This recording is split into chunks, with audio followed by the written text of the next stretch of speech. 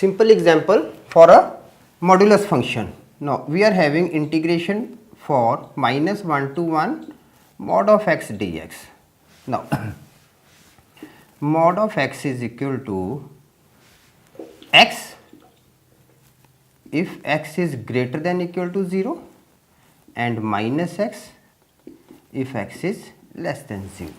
So the question becomes now minus 1 to 1 mod of x dx is equal to, now minus 1 to 0 mod of x dx plus 0 to 1 mod of x dx, and this becomes now minus 1 to 0 minus x dx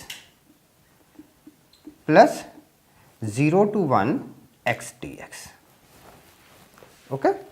So now this becomes what? Minus x square upon 2 minus 1 to 0 plus x square upon 2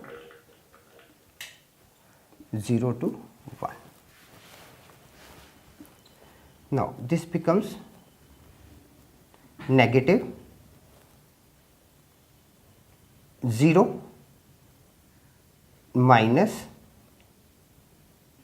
1 upon 2 plus 1 upon 2 minus 0. 1 upon 2 plus 1 upon 2, this is equal to 1, and this is the answer.